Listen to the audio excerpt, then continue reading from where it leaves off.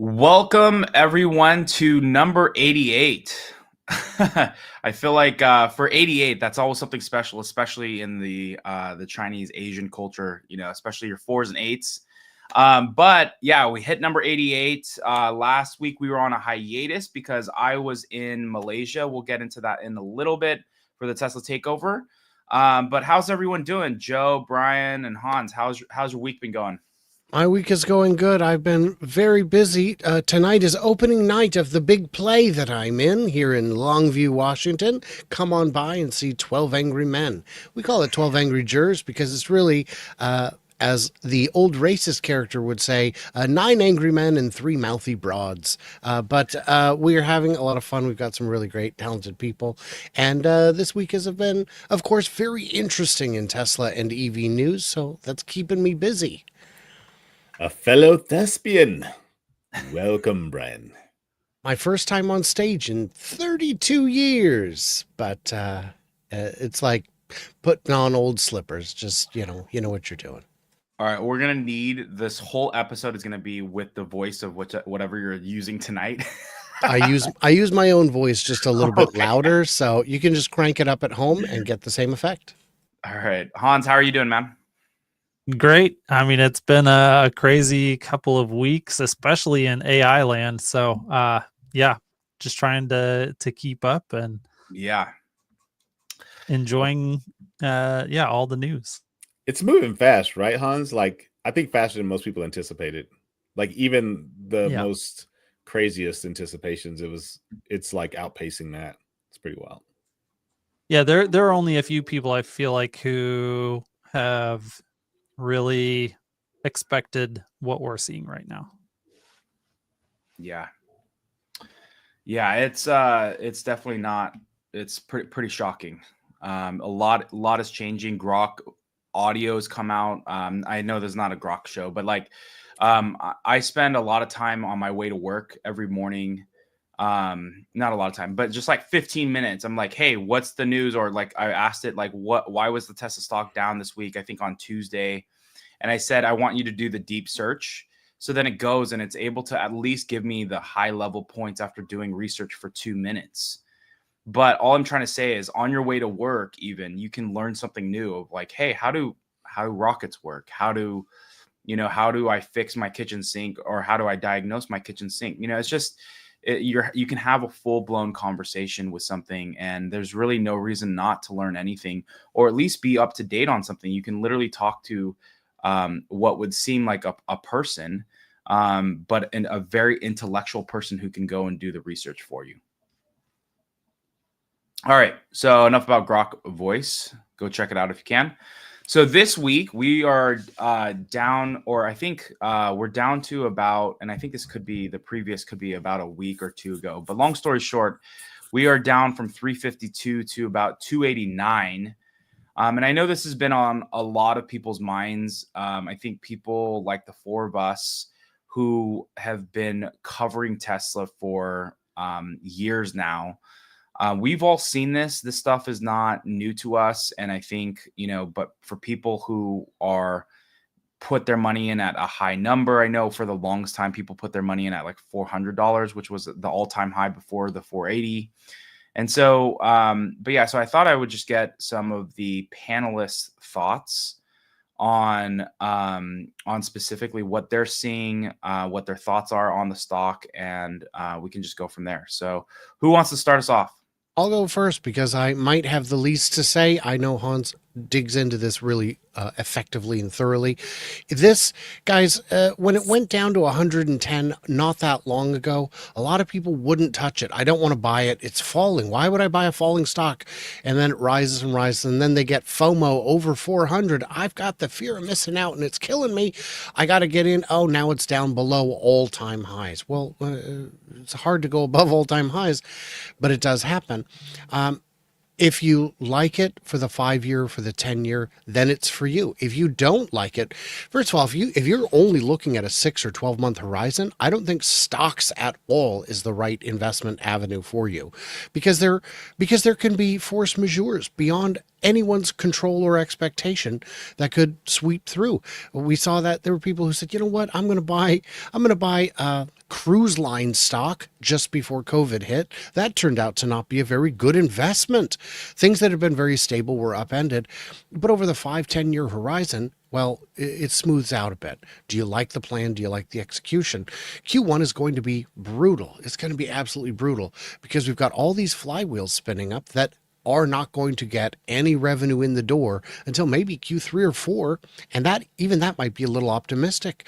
So you've got production slowing at all 4 factories as they retool for the Model Y. You've got Chinese New Year hitting in January instead of February, skewing the perception of production. If you start looking at the February numbers for production that we've seen, February has been a very good month in China. Whatever your concerns about politics don't appear to have overflowed into China. There is still concern in Europe, but we'll see how that shakes out as the quarter winds down. Maybe there's a recovery to be had in Europe. Maybe there's less damage than we thought. Maybe there's more. But the entire market is down. Tesla is part of that market. That alone will do some of the drag. The waiting for new revenue streams is going to be some of the drag. And there is a political aspect to it as well. I know there are some investors who, for personal reasons, have decided that now is not the time for them to be in the stock. But a lot of them have not ruled out jumping back in when they see a price that's just too tasty. So zoom out, focus on the longer term is my thought. Wow, that was his quick take. Okay, so I'll go next. I think this is wild. I will say that, in all honesty, like, I'm long term, so for me, I don't really look at any of the things that everybody else looks at, because I'm just thinking about my grandkids and their kids. So it's not my problem, is what I look at whenever I look at the stock number. I'm just like, it's not for me. It's for somebody else to worry about. So, I mean, that's my short of it all. But I will say that I don't think anything surrounding Tesla has ever been steady for any length of time, except for the hate and vitriol that's gone on over the years. That's been a constant. So yeah, I'm just watching it. All right, Hans, to you. I'm excited. I think this looks like my favorite stock on sale for more than 40% off of recent prices. And there's, if you're positioned well when opportunities like this present themselves, then having public sentiment go against you as a long-term, this is my situation and my investing style. This looks perfect. Now, different people have different investing styles. Different people do different things. But to Brian's point, I'm thinking about 5 to 10 year time horizons. I'm thinking about, where is Tesla going to be in 2030? And I'm really excited about where Tesla's going to be in 2030, and getting more and more excited about where Tesla's going to be in 2030. And so when I'm feeling that much confidence in the long-term future, and then things go on sale, my patience, one of the things that I've learned that I have to do in order to be successful as an investor is figure out, what is my specific edge that most of the market is going to do differently than I'm going to do. And for me, one of the big things in that is patience. That almost everyone wants that quick double or that quick triple, especially. And I'm not looking to double my money this year. I'm looking to invest in companies that can 10x my money in the next 10 years. And so that's one of the filters that I use for companies that I'm interested in putting money into. And Tesla fits those criteria for me. I've done enough research to have confidence in that long-term future. And so when it goes on sale like this, then that's a point in time where I'm like, hey, I want to put extra money into the stock at these prices instead of get worried about where things are going. But, I've been in the stock also for a long time. There's a number of factors that really go into being able to make decisions like that. One of them is I'm not investing money that I cannot afford to lose. So when the stock price comes down sharply, I don't feel like, oh my gosh, I'm not going to be able to make my house payments, or oh my gosh, my retirement fund is completely crashed, or oh my gosh, we're not going to be able to buy groceries next month, or my wife's going to leave me because I lost all our money. Like, those are not, factors that are playing into the way that I feel when I see big red numbers pop up. So that really helps, having a contained basket of money that you are willing and able to lose all of. And honestly, willing and able to lose all of, that helps you not to get caught up on the emotional roller coaster that most other people get caught up in. That is where a lot of people lose money. And so you have to be structured correctly in order to then play out, go on this long-term investment plan. And then you experience, like, sometimes the stock shoots up way more than you expect or think is justified. And then other times it's way lower than you think is necessary. And it just kind of seesaws around. I think this is what the company is going to do. And I think that this is what it's going to be worth when it does those things. And you can use that as a barometer for when are you putting money in. Yeah, I think before this episode, I asked Brian and Hans specifically to speak on this stuff, because I think, whenever there's these huge swings, I think the community can get, you see it. You see the community come out with their pitchforks, it feels like, and the community kind of splits. It's kind of funny. It feels like, at least the past couple of years, it's happened. And I think it was Brian it was Joe. You said that I think it's like been the past 5 years, maybe Hans, but either way, it's been the past like several years. It feels like there's been these huge swings. I remember half the year the podcast was like, I was showing that chart and it was like we were down 25, 30%. And then how did we end the year? And it wasn't a long period of time, because it was like 2 months after the election. We were up 100% at one point, which is insane. And so I think that that's the big thing here, is that, when you look at Tesla as a company, you got to go, and again, you got to do your own research. We're not giving you financial advice. We're telling you what our personal opinions are, where we currently are at as people. But for me, it's like, we do know, and, Elon and Tesla, they're in they're in between years where, they're transitioning into a AI robotics company. Legacy auto as a whole is down. EV market, the sentiment, all that stuff, there's headwinds right now. The economy as a whole is down. I mean, we're seeing it with a lot of vendors and sponsors. Still, everyone's still hurting. I mean, with a new change of administration, things may not change the first couple of months. It may not hit your wallet. But either way, the overall market is just bad right now. And I when I say that, I mean, it's bad. I'm talking to so many Tesla businesses who are just struggling right now. So I just want to do that overall sentiment is there. It's not just Tesla. If you're only focused on Tesla stock, you're going to kind of get stuck in a little bubble. But I will say that when it comes to the company itself, we're going to get into some of these topics, but it's a freaking exciting time. They literally just launched FSD in China. The Model Y, I went for my first test drive on Tuesday.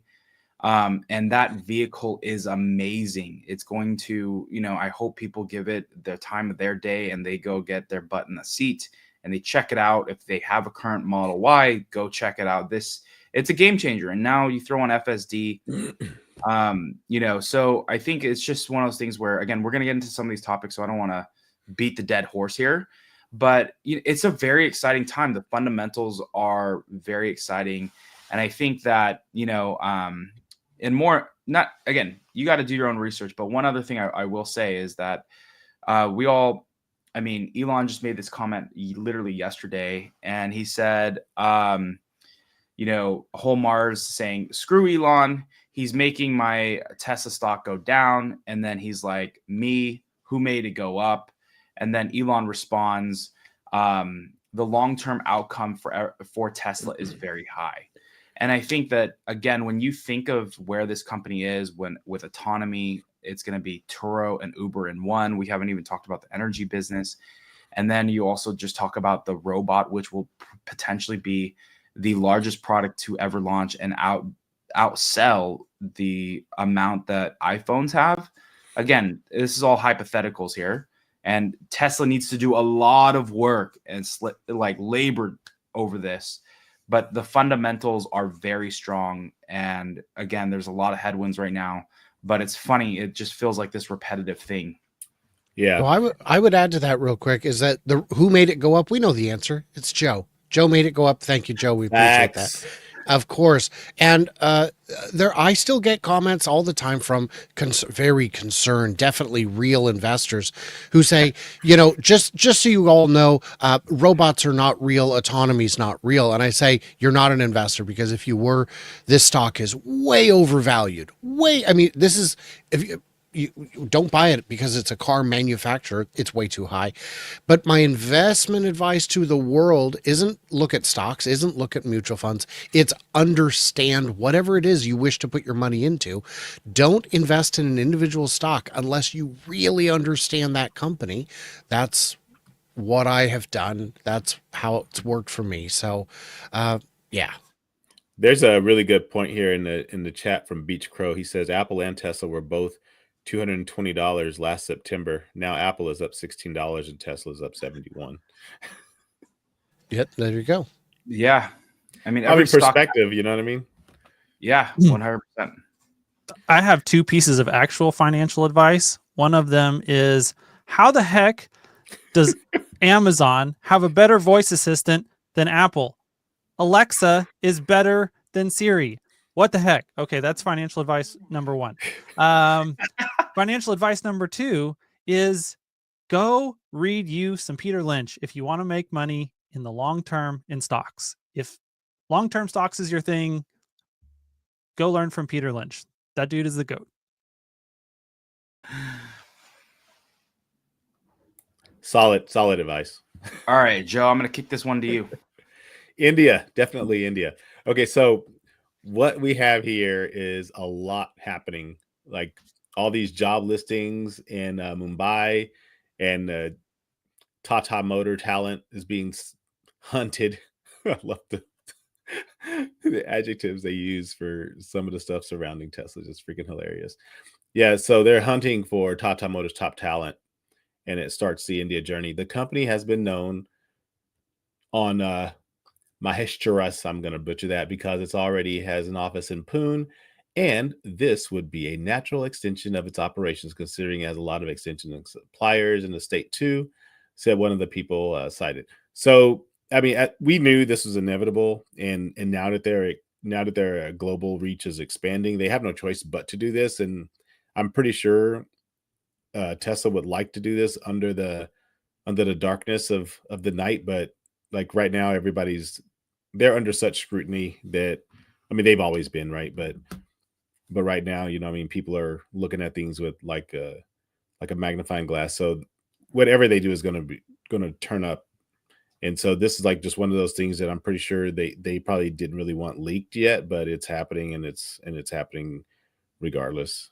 It's hard to ignore something as big as job listings. I made a video 3 years ago about Giga India and why it would make sense based on spreadsheets, based on analyzing things like where your minerals come from around the world, where talent is, where STEM graduates are, political will, political corruption, all of those things.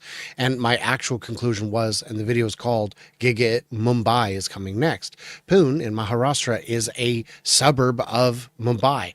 And to me, the city made sense, because while it's not the Silicon Valley of India, that is so far inland, it wouldn't be the most ideal place for shipping.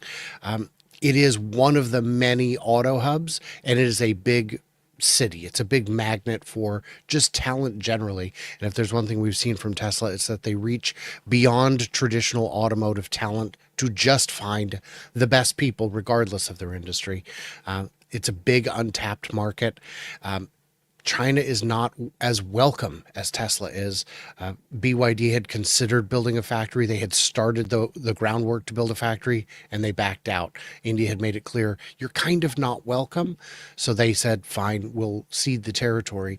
If Tesla can get in there the way they did in China, India looks a lot like China did 25 years ago, maybe 27 years ago. This could be a huge opportunity. Their 1% is still, a million people, over a million people. So if only the 1% can get it, that's still a lot of people, right? 1 billion, 100 million, 10 million. So it's 10 million people in their 1%. That's a good chunk of market to address as you go down and make them more and more affordable. Yeah, I think Giga India is going to be, or them standing up the operations. Obviously, we know they're going to stand up some of the operations, set up the business, which they already have. I mean, they're doing job listings and stuff. But India and China combined, and keep me on, I believe it's like what over. I mean, you're talking 2/7. You're talking like almost 2.5 billion people, something insane like that. And China, we know that what has Apple done recently? They realized, okay, the Chinese market is a little bit unstable here and there, just given because of the COVID, specifically some of the COVID protests. And so what did they do? They moved their operations to India. Not completely, a little bit. They've ramped them. And so I think that, if Tesla, as Brian was saying, if Tesla can get the same favorability that they have had in China, which no other company has been able to do what Tesla is doing. No American company has been able to do what they're doing in China, where they fully own the business. Most times you come into China, you have to give up part of your company to a subsidy or some other organization. But in this situation, they've been favored a lot, and it's been unseen to see that. And I think that Elon does have that effect. I mean, him and the prime minister there have had extensive conversations for probably half a decade now, 3-5 years. And so I think that the timing is perfect. And I think that this is going to unlock a lot of things. And again, once they can start building there, it's going to remove some of the issues that they potentially will have with taxes and VAT and all that other stuff. And then we all know that, sometime this year, they're going to release a cheaper vehicle. And again, who knows, as we've seen with Tesla, and we saw this at the Model Y event that our club hosted with the engineers, they're finally getting to a point now where, every region can now start having their own kind of product variation. So we know with the Tesla badging, right? Like in China, you have to have the badge. In the US, they removed it from the front, but it's a thing there. And historically, they couldn't do things like that per se. But now it's like you get into India, there's going to be certain requirements there. There's going to be certain requirements there that they may have to make adjustments. But if they're building the cars there, if they're assembling them there, it's going to make it very easy. And then they can have different versions, kind of like what you see with Toyota and the product names. Like you go to Malaysia versus the US versus Europe, there's different product names in those regions. Brian, were you saying something? Yeah, well, even the Ford Lobo is, it's a pickup truck. That's just what they call it in Mexico. The policy in China had always been that you must have a domestic partner who is at least a half owner. There was a growth initiative written in, I think, 2017. Tesla was the first company to be fully foreign owned. There have been other companies since, but nobody has made as much success of it as Tesla has. And the favored terms they got, they paid kind of a lot for the land, and they don't own it. It's a 100-year lease, but a lot that they paid is because of its location. It's in a great location. It's where all of the other factories and the port is. It's desirable land. And then, you've got, but as a result, Tesla is paying an ocean of tax back to Shanghai, back to China. And so the people saying, well, they got a sweetheart deal. Yes, they got a sweetheart helping hand. There are endless strings attached, and it works out for everyone. And can we finally stop pretending that any second now China's going to seize the factory and take everything Tesla built? Why? They make so much more money just collecting taxes than they ever would stealing it and closing the door to all future CEOs. There are a lot of ideas about how China operates that are 20, 30 years out of date. We just have to look at the reality on the ground to see it.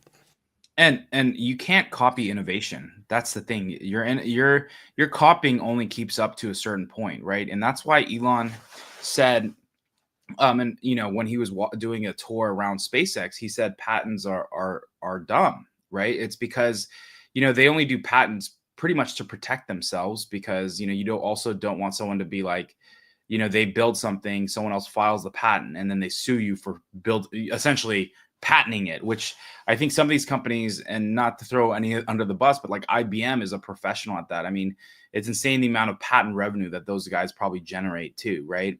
But long story short, it's you can't copy innovation, and that's the one thing that I think even XPeng for the longest time was pretty much copying some of their stuff and their products, the way that it looked verbatim. But again, you just cannot copy innovation. Even when you copy it and you start producing it, Tesla's already 5 steps ahead in building something else or building it differently. So again, like you copy the Model S and X, they're reproducing it potentially towards the end of this year.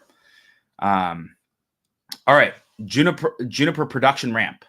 Tesla produced 450 Model Ys at Giga Berlin during the first 2 days of production, according to Lars. So I think that we actually met the Model Y team, and these guys were going to Austin, to Berlin, to Shanghai, and literally their boots on the ground, or their vehicle engineers, are going across the world to get the stuff ramped. So I'm personally really excited. Again, I personally had a Model Y test drive and FSD experience. And so, and then I think, Brian, you did as well, right?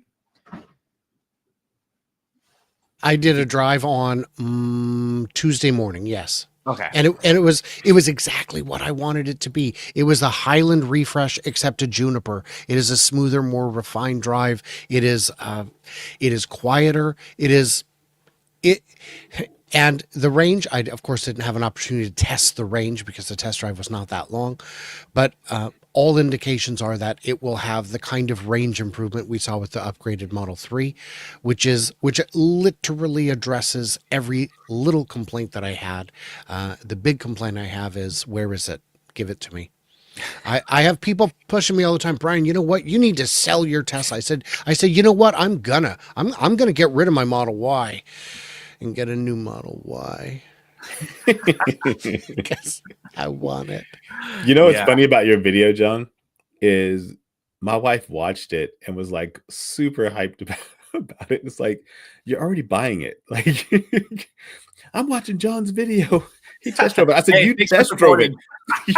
You already test drove it. You're already buying it.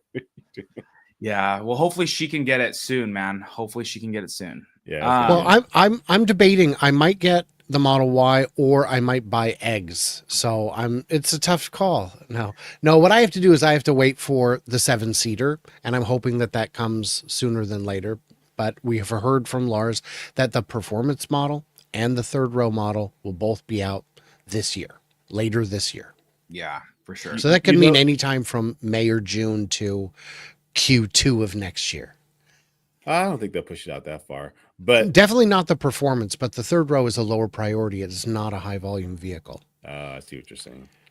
Yeah, I think that the production ramp is very interesting because Lars has been very vocal about how quickly they are able to switch over this line versus the problems that they had with the Highland and things like that. So I think it's going to be a much smoother, if all stars align, ramp up and switch over. And so I'm just really looking forward to, if they can produce 450 cars in 2 days, that's crazy to think what they can do once it really ggets going. And not just 2 days, the first 2 days. Right. And I think that I forgot who it was, but I think someone took a drone shot. I think at Fremont, they saw like 150 or something, but I think they're starting to produce them out of Fremont as well. Again, I think I remember scrolling through that. Man, do you know how much cheaper the price is going to be on the old Model Y that are still in stock? Like the Model 3 was. Go check inventory. It was All still right. the best-selling car in the world. It's gonna be Joe, crazy. to you, man. The Model 3 is kind of quick, just a little quick. So the Tesla Model 3 performance clocks a quarter mile in 10.65 seconds. Everybody wanted a 10-second car. Now you can get one and it looks like this. So that's pretty amazing. 2.78 seconds for the 0 to 60. I mean, these are crazy numbers, man, for a family sedan little car. Like, that's just wild. These are Porsche numbers. Well, it's a grocery getter. I just like my groceries quickly. And Joe dropped some dimes where he was just making sure you remember that the long-term outcome for Tesla is very high. I'm just joking. Hans, were you going to say something? Yeah, I was gonna say that I like the insides of my watermelons to be nice and soft, and so you put them in the frunk, go get your groceries, and then by the time you get home, you've got watermelon soup. And that's what it's all about. Watermelon soup juice, you guys. Watermelon soup juice. Sorry, I just keep thinking of the Jeremy Judkins watermelon video that he blew up. He reposted it the other day. I mean, but yeah. That's how everybody found him. Crazy to think like what that did for his freaking life. Like he is like blown up since, and it's crazy. Okay, so I'll give you guys the quick TLDR. I think again, what's super cool about this is being able to go to another market. I mean, I know at some point, Brian, you're going to China, Shanghai to do the auto show, but like for me, it's like being able to go to another market, see the Tesla store there, see the market, engage with the owners, talk to them about like the brand and all this other stuff. So at least for me, again, I went to Singapore. The Model Y is the best-selling vehicle in all of Singapore right now. Going into Malaysia, it just started last July, so it's a really brand new market, and we had about 100 Teslas there, specifically for the light show. We had more people that showed up throughout the day, but we were able to get, I believe the exact number was 88. But I think at least there, and I think Brian, you made this comment, but they don't really care about the U.S. politics right now. There's really not a lot of like that brand damage. I think the big issue more in Malaysia is the price point still. In Singapore, again, for I think the majority of the people there, they're not as price sensitive. Like I think the closest model, BYD model, is about a 5% difference in price. It's called the BYD Seal. And I was able to get into that as well and just check that out. But I think it was just, so it was really interesting. But again, they're not seeing a lot of the Elon politics. I think China as a whole has really embraced Elon. I think they really like him. I think May has made tons of trips out there. You also, when it comes to Singapore and Malaysia, they read some of the news here and there. But for the most part, they kind of feel like that's a little bit far away. But these cars, like I said, once they get into them, they love them. So it's really specifically for Malaysia, it's a price point issue. So hopefully that can get better over time. In Malaysia, there is no import tax from Shanghai. So that's the caveat. It's still just a little bit out of reach. But the last thing I want to say is I went into BYD's showroom and I also I did a 7-hour drive to Singapore, from Singapore to Malaysia in a Denza. I think it was a Denza 9. Long story short, it was like their van, 7-seater, super luxurious. It's the higher version of BYD. It's kind of like Toyota and Lexus. And like I said, the car was it was built well. It feels luxurious, but again, I think this is where Tesla will be different. It's going to be the software and just the minimalistic view. I think you get into a BYD or a Denza even, there's so many buttons, and you still, at least for BYD, you do have to go to the dealership for software updates based on what I was told. And so it's one of those things where we just saw I think several issues. They don't have Sentry mode, even though they actually have like the bird's eye view. They have a lot of the software itself is decent, and some of the views that they give you, it's kind of like the car and then the view. So there's some of those cool graphics, but overall, like I said, it's just, if you're going from an ICE car to something, you want a step towards electric vehicles or towards something that's minimalistic, this is kind of that next baby step. but it's a baby step. Versus going to Tesla, it's a huge leap. But yeah, I think it was good for me to validate what is, people's view of Elon out in this side of the world. How is the brand doing? How is the competition doing as well? Yeah, so it was really, really cool experience. I think, Brian, were you going to say something?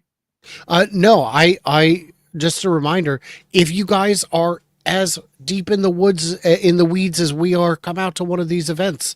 There's the Tesla takeover coming up in July in Alameda. That's going to be an awesome event. It always is. There's the event in Muskegon in June in Michigan, and there's the Chattanooga Charge in March. I will be at all three because you know how I am. We do. All right, Joe, this next one is to you. I know nothing about Cybertruck, but you're not a Cybertruck veteran owner. I cannot tell you a thing about it, but I am very, very excited about this, you guys. Okay, yeah, so Cybertruck has received 5 stars safety rating, and that's amazing. We know that Tesla puts safety above everything else. So just the mic drop of them putting this out and all the haters saying this isn't a safe truck, it can't be safe or whatever. And now you realize, like, not only is it safe, but it's the safest truck. Like, it's just like there's some sections of this that they like, man, this could have got 7 stars if there was that metric. Like, it's pretty interesting to see. And I like what Wes wrote here. So for all the armchair experts claim the Cybertruck has no crumple zone, and I get it, the proportions seem impossible. It was a tough one, and there was a lot of engineering that went into it, and then he breaks it down for you.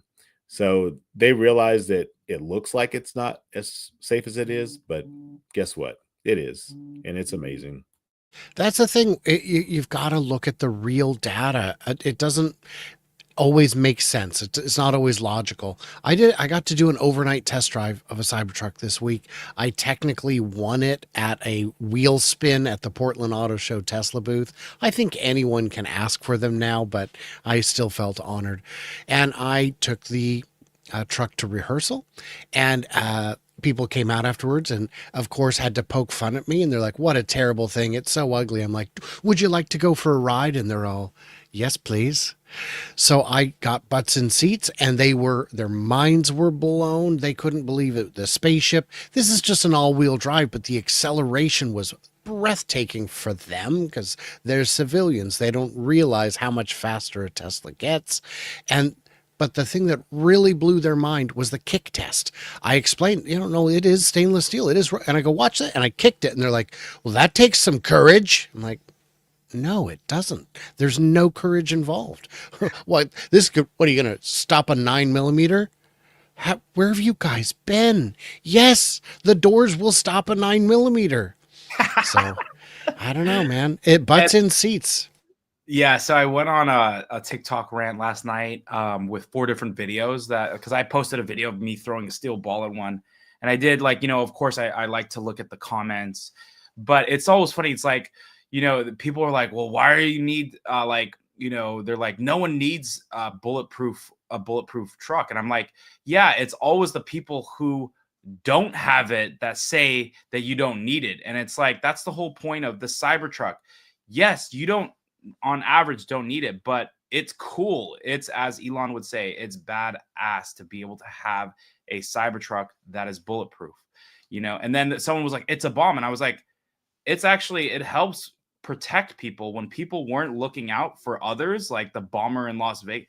So it's just like, it's crazy. Like you said, it's just people have this perception. It looks like a fridge. They won't touch it. But when they get in the butts in seat, when you take them for the drive and they actually do the drive and look at the technology, and it's the only full self-driving truck, right, that's out there, it's just their minds are just blown, as you would say. All right. So probably the biggest news, and it's just funny in the wake of, and that's the great thing, that the stock is sleeping, and really more importantly, that that people just don't see what's happening here. So like when I was in Malaysia and Singapore, FSD they only had enhanced autopilot. So they have no idea unless they came to the US to experience this.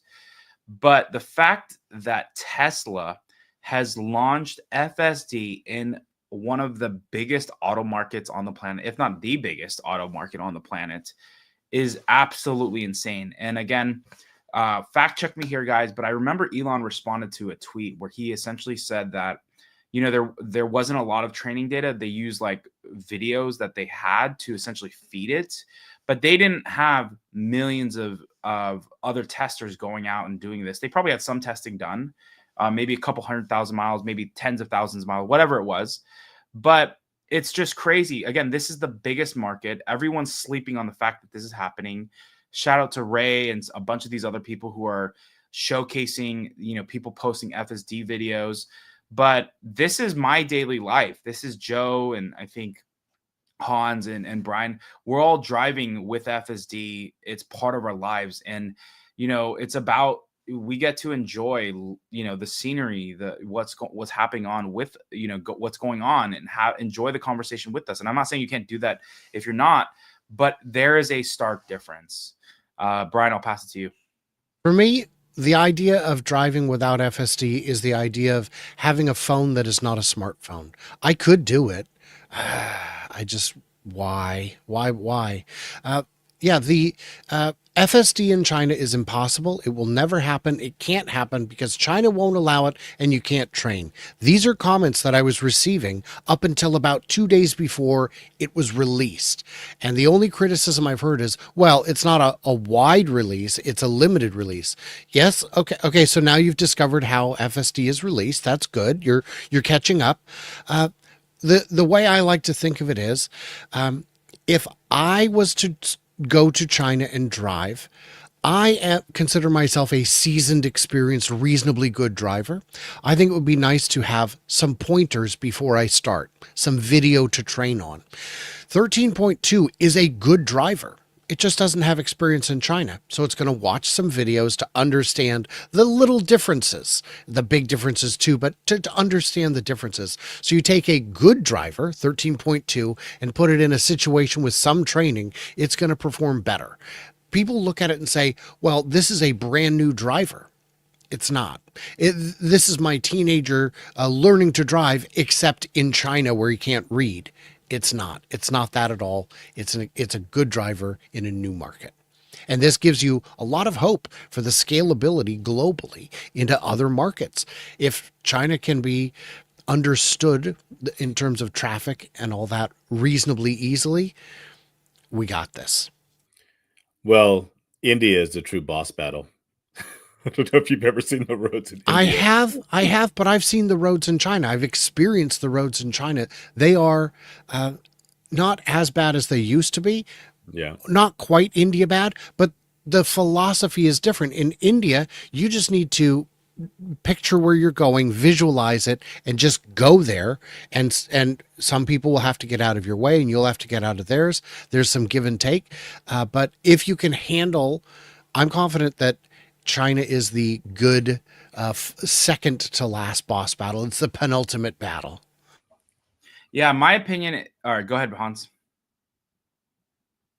This is, you know, the biggest news regarding Tesla that has come out in a long time on a couple of fronts. And I love hearing the hilariously bad takes of people who think, oh, if Tesla can release FSD in China with only a little bit of driving data that's not even from cars, that means everyone's going to make FSD tomorrow and Tesla's going to have no moat. I'm like, that's literally the opposite of the actual reality.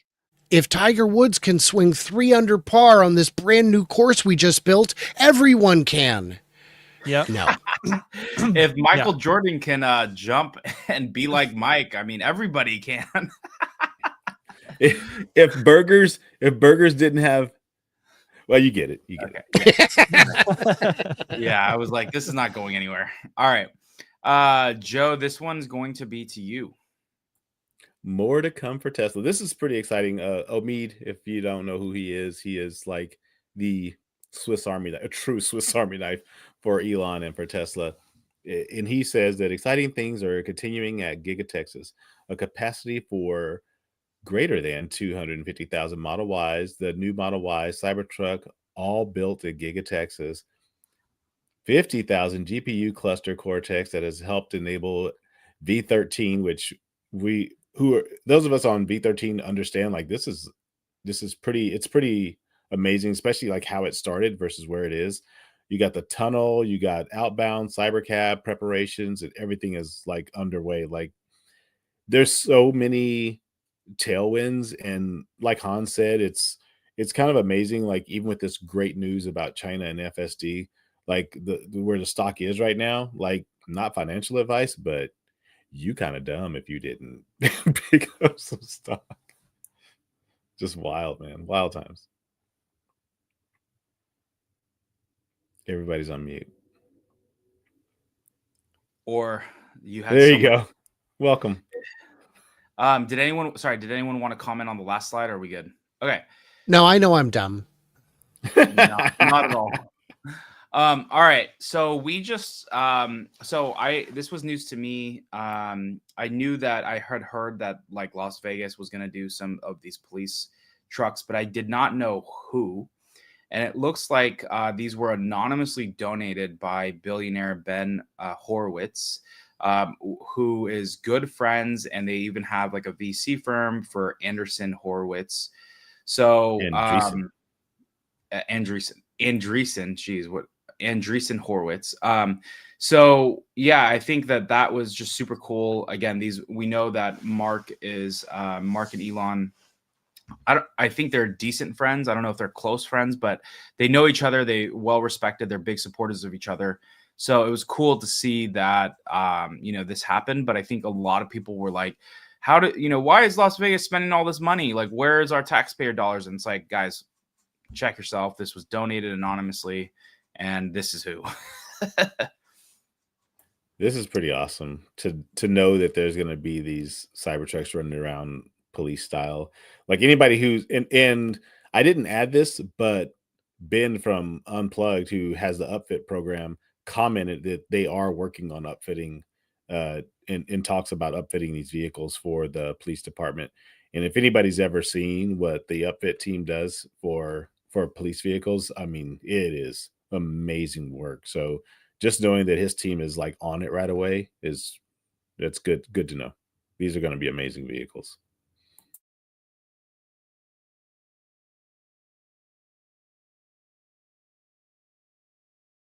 Nobody wants a Tesla. Nobody wants a Model Y. Yeah, what would you do? What would you do with it? Lowest cost. So here's the thing on the new Model Y. It is going to be quicker to manufacture. It is going to be cheaper to build, and it's a better car. When you've got the best-selling model of car in the world, how come you're not still growing 50% year over year? Guys, you run out of headroom. There's only so much you can sell. There's only so many people who need or want that vehicle in that form factor. But if you really want to keep it going, at least hold your spot. You make a better version of it, something that looks better to a lot of people. A lot of people say, I didn't mind the old one, but it looked a little puffy. It looked a little swollen. And this doesn't. This looks like it is, the dimensions are correct for what this is. So I think that there's an opportunity to sell at least as many as before. If the economy is doing poorly, maybe not quite as many, but a very good number. And regardless, with a slightly better margin at the same price, or a slightly lower price and the same margin, or a combination thereof, it's going to sell like crazy. It's going to come off the line quickly, and it's just a better car. It is a win-win. 100%. Especially, like I said, I test drove it this past week. I think, Joe, you said you and June tried it out as well. I mean, I was driving in it, and all I was hearing were the tires and literally the little, not potholes, but those little metal, like literally like the little holes with the metal plates on top of them. And I was just hearing those bumps as I was driving. And that's because the road was imperfect. It literally, at least inside the cabin, I mean, you are just, you don't hear anything. I heard some very loud exhausts as they were just like, wheezing by. But outside of that, I even honked the horn when I was at Santana Row just to see. And it's like this small, like little fade. It's like, so they really did an excellent job. So I really hope that at least, again, we'll see what happens with the economy this year. As you know, the signal right now is still very bad, but I do think go check it out, see how it is, and go get in one. I put a decibel meter on my phone and I did the Juniper drive and it came out to about 50, 51 decibels. And then I did it the same loop in my Model Y, my 2023 Model Y. And my Model Y was 2 to 3 decibels louder, which doesn't sound like much, but it is substantial. Wow. It is That's a clearly lot. noticeable. That's crazy. Okay, so I wish, like, I think there's a couple of accounts like the Tesla Historian, but I feel like we sometimes, again, it's kind of like Tesla's fashion, right? Like we're always just like looking forward and we forget like all the stuff that happened behind us. But for years there's always been these Tesla killers that are coming out. Beware, they're coming, and we're still waiting. So it's Nicola. So Sawyer put out this tweet. Automakers, companies that some labeled as Tesla killers have now filed for bankruptcy and are no longer exist. We got Nikola, Faraday, Canoo, Fisker, Cruise, Lordstown Motors, and again, it's just crazy, right? Like here we are in 2025. And no one thought that Tesla's market cap would equal that of all of Legacy Auto. And again, it's not a car company. It's more than that. That's why the valuation's high. But it just goes to show you all these years of all the fake news of like, hey, it's a Tesla killer. And it's like, why do they say Tesla killer? It's because this has been the gold standard. You know what's pretty wild about this? And I'll say this really quickly because I've always wondered how come nobody cites some of these companies for the investment shenanigans they pull on investors. And I think that's what's missing about this whole thing. A lot of these were companies that stood on that. They stood on like they were gonna, everybody except for Canoo. Canoo was like they did their own thing, but a lot of these companies like cited Tesla and how they were gonna like do things differently and be better, and they got a lot of investor dollars because of it. And then you come to find out that they were just full of crap and they had no plans to do like, I mean, you could tell, especially Lordstown, like, dude, that was Nicola. That was dead in the beginning, bro. I mean, they built one Badger, Nicola did. Like, it's crazy, dude. They really didn't even build the one. Right, the Diesel Bro said they did after the fact, right, and then said, I've seen it, but I can't show it. And then like a year after that, finally no, you've been building it for the last year, my guy. That is the finest render Fiverr has to offer. It is not... it was never a real product. Nikola had all the warning signs you needed, and I tried to tell people, and of course their bag holders got very angry with me, and I've done this with other companies as well, and I've yet to call one wrong, but this latest one, Brian, that you covered, oh, how dare you. Guys, I'm just looking at the financials and what they actually have going on. If you looked at Canoo, you would have seen this coming because where are the trucks? Where are they? There's one in England. There's 2 at NASA. They only built probably a total of 10 worldwide. And if you just look at the way it's manufactured, that really cool glass right at the corners all the way around, my gosh, that's got to be expensive. It's got to be impossible to put it together. It's missing all the only thing it has is the cool factor, which is completely erased by the fact that that flat front end is going to be a rock chip magnet, and at highway speeds, you're going to be replacing your glass 3 times a year. So yeah, it's unfortunate and it's cool, but it didn't work. And a reminder that whenever you see a company struggling that you really want to succeed, stop saying Tesla should buy them out. They don't have anything Tesla wants. They don't have some miracle IP. The company itself is really not worth anything. If Tesla, I want them to buy Aptera or Arcimoto, or look, if they want to get into that space, they'll get into it and they'll bang out a prototype in a month that's as good as a lot of companies are able to build in terms of production intent vehicles. So Yeah, there's some tough realities out there, and if you're trying to make an EV company work today, bad news, nobody's financing them anymore. They've all moved on to AI. Wow, that's insane. One question, again, it is not what are your thoughts on the recent moves from Lucid? Like Pete Rawlinson has stepped down. The stock I think is at like $3. But what are your guys' thoughts on the moves this week? Do you want to go first, Hans? I feel, sad for Lucid investors. This is another one that's like, they don't know how to make money. They've never known how to make money. They have a beautifully engineered car. Someone needed to tell those engineers, hey, knock it off and let's make some money a long time ago. And that hasn't happened yet. Like the fact this is way overdue. Peter Rawlinson needed to be fired a long time ago. He's like one of the most egregiously overpaid CEOs in history. And really the people who are the losers here are Lucid shareholders. Agree on all points. The problem with I would agree. I would say he's the most egregiously overpaid. It's not the biggest pay package ever, but it is the biggest pay package ever for a company that is swirling the drain and bleeding cash. There was a time a year or two ago when Tesla did one of their rounds of layoffs. 10%. We're going to trim 10% and build back from there. And people were saying, yeah, why isn't Lucid doing that? Why hasn't Lucid had that come to Jesus moment where they say, we got to all tighten our belts and figure out how we're going to stay afloat? Now we're just going to keep spending money like a drunken sailor. It doesn't make sense.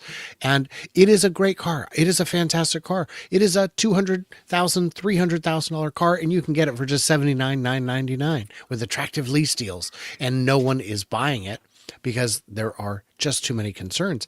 The fact that Peter stepped down as CEO before the quarterly call, in order for an interim CEO to take over should tell you everything. He was pushed out. And I think, I agree all around, long overdue. Well, I read something that I thought was pretty accurate. And they cited that, I mean, it is unfortunate, especially for everybody who backed Lucid and who worked there. And I mean, we got friends that went to work for them, so it's like it's really tough. But to see what Peter Rawlinson, what the post said was that they were trying to redo or rebuild the Tesla Model S, and it's like that is not what was needed. You know what I mean? There was like that nobody needed that. They should have made something better. They had the engineering for it. They had everything that they could have done to make a better looking different vehicle that would hit different metrics and things like that. And they just decided to try and go into that Model S market, and it just was not the right move.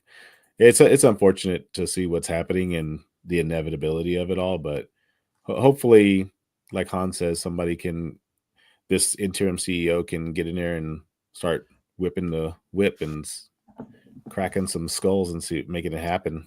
Tesla had the disadvantage of having to invent the market, invent the part supply, invent the charging infrastructure. But the disadvantage that Lucid has is Tesla never had to compete with Tesla. And that is a tough prospect. There's a point that Dave Lee makes really well that says, if you're going to go into a new market and you're going to compete, you really need to come in and compete with a product that is 10 times better than the competition, because you can literally be 2 or 3 times better than the competition, but no one will know who you are, and it'll make adopting your product really hard. And there's a whole bunch of things that you're going to face. And honestly, the Lucid is, a better Model S than the Model S in terms of engineering and ride quality and handling and, a whole number of things, but it's not 10 times better than the Model S, and it's not better value for money, which is what customers care about. So yes, maybe it is a little better Model S than the Model S, but it's only like 30% better and it costs 2 times as much, and consumers are smart. And so, the product strategy is a failed product strategy. And Peter Rawlinson just had a fetish for lighting cash on fire. And that's why he didn't survive at Tesla. He couldn't, like, Elon was not going to let him pull that crap inside of the company. And so that's why he didn't survive in Tesla. And a lot of people have participated in the cash burning party to satisfy his ego, to create, the perfectly engineered Model S that he wanted to make, that Elon wouldn't let him, because Elon said, well, no, we need to actually ship cars and make money. Well, the battery drivetrain on a Lucid is pretty good, but I wonder if it would be cheaper if they just powered it with a cash furnace and got it down the road that way. Yeah. The one thing I'll say with this new CEO that's coming in, again, unless he has the same mindset that Pete does, and I would agree with you, like, it does not make sense that this person, Pete, was getting $300 or $400 million payouts while the company is performing horribly. And my opinion is that this new CEO is going to have to come in and chop the block, right? He's going to have to start chopping these costs and resetting things. But at the end of the day, you're talking about something, unless they build a affordable car, it's going to be very hard for them to turn around the sinking ship that they're literally on right now. And Pete was saying some interesting things on his way out. It was like, oh, well, we want to be a part manufacturer for everybody else. I'm like, yeah. And again, the Saudi money that is backing them is only going to, again, it doesn't matter how much you may have the world's richest bank. They're still going to be investors, right? They're still going to look at things.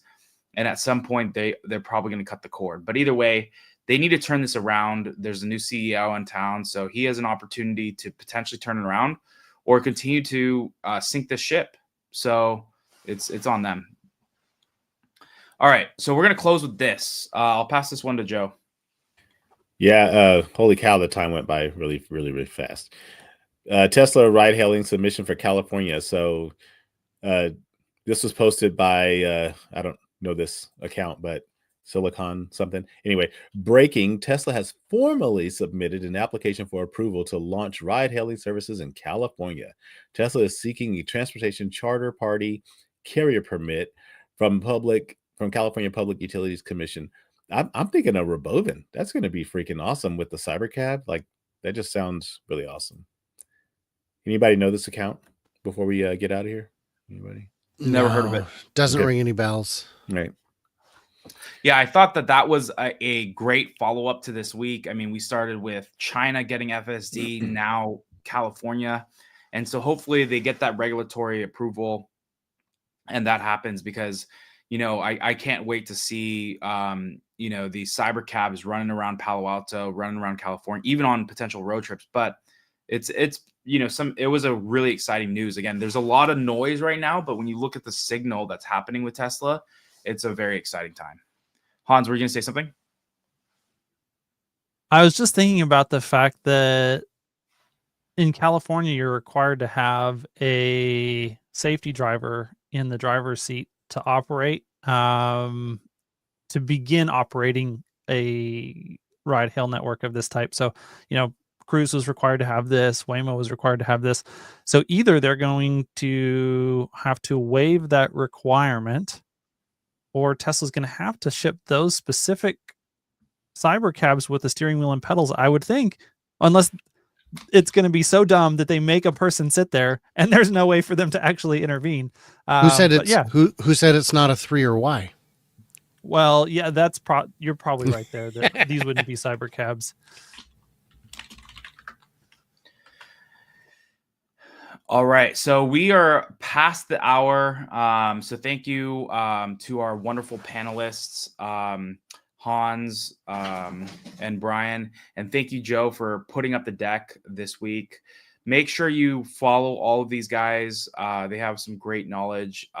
Some of them, like Hans and Brian, are dropping videos or a part of shows that are just discussing all things Tesla, Elon's companies, all that stuff. So check them out, give them a follow, patronize them. And also thank you again for following along, and we will see you guys all next week. Have a good week, everyone. Oh, sorry. Last thing. If you are available, please come to the X Takeover. Go to xtakeover.com. We have Lars Morovi, Steve Jurvenson as keynote speakers. Again, more to come. Some exciting stuff that will be happening the Friday before this on July 26th. Again, this is happening in the Bay Area, so we hope to see you there. Again, we will catch you all next week, and we'll see you on the flip side. All right, cool.